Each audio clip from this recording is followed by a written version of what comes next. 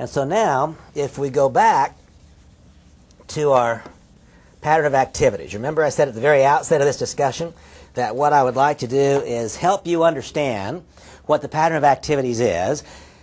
And I really want you to grab this bit of knowledge. I wish that I could just snap my fingers now and cause you to know this like I know it to be true. The reality is that your success in this business is not predicated so much upon the skill set that you bring here as it is predicated upon your willingness to be coached to follow a simple, proven, practical pattern of activities that has been proven to work again and again and again with people of a variety of skill sets. Okay, and so now, what is the pattern of activities? We will first create and maintain a candidate list. Okay? Before we act upon that candidate list, we will have already learned how to invite. That gives us the opportunity then to make certain that our candidate actually sees the Agile message as opposed to seeing anything else. When you review the invitation, you'll be taught certain scripts, a script that you would use, for example, if you were calling someone that you know very, very well, that's a good close friend. That wouldn't be perhaps the exact same script that you would use if you were making a call to someone that you interact with on a more distant basis, maybe in your work environment. That might be a different script than you would use if you were contacting a family member. It's all contained in the invitation.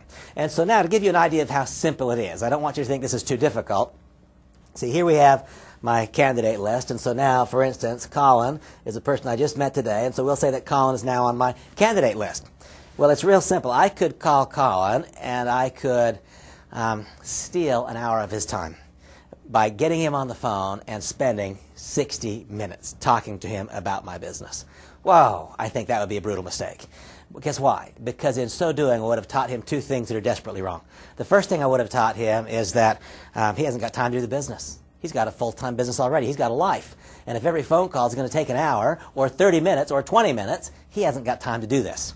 The second thing I would have taught him is that he has to have all of this knowledge before he can engage in the business. What if, on the other hand, I review the invitation and I call Colin and I say something like this? You know, Colin, I appreciated the interaction we had at your studio. Would it be okay if I stop by? I've got a CD I'd like to place in your hand and give you a couple of product samples so you understand my business. Would that be all right with you, Colin?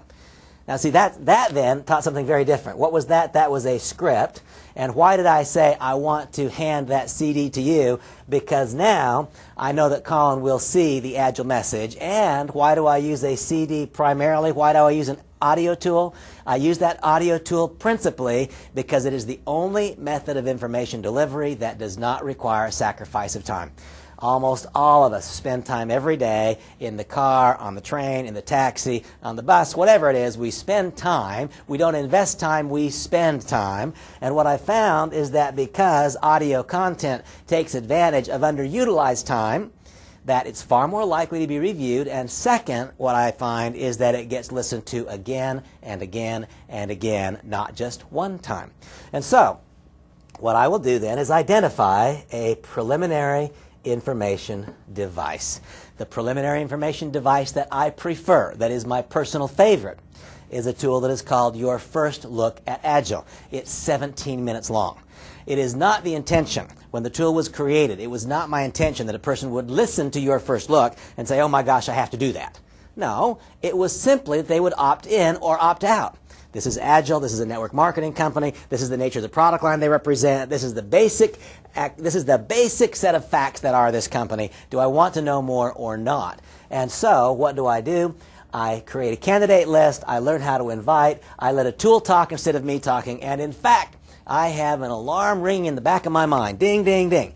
Every single time I'm talking, I'm asking myself, should a tool be saying that instead of me?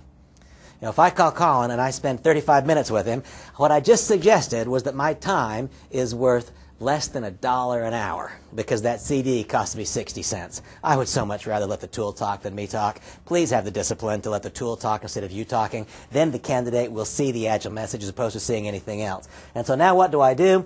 I place a tool. I call it a preliminary information device, the one that I prefer. My first choice is called Your First Look at Agile. And every single time I do that, I also give the candidate, Colin or whomever it is, 1, 2, 3, or 4 examples of the Agile product line. And when I hand them that tool, again, it's a very simple script. Colin, the information contained on this CD is the most important information that I've encountered in recent weeks or months. It could be very important to you and I together. Would you listen to this today as you drive home from work? And only when you have listened to it, Colin, would you open this package up, sip it, grip it, rip it, and sip it, and tell me what you think when we speak next. Could you do that? See, the real key, what I want you all to understand is this. When your candidate sees every single step that is required in our business, when they see every step that is required, and when he or she says, you know what, I could do that, and it would be easy. That's when the candidate takes the next step in evaluation. If we don't get to that point, we don't get anywhere. Okay? Could I learn how to invite? I've listened to that. Say, could I do that? Yeah, I could do that, and that would be easy. All right. Well, then we can move on to how to create and maintain a candidate list. They review a stored training. Now notice, you don't need to understand how to teach a new team member how to create and maintain a candidate list. You only need to show them where to find that material. Where is the current iteration of that material? Where is it stored on the website? What is the audio or the video tool they need to get their hands on?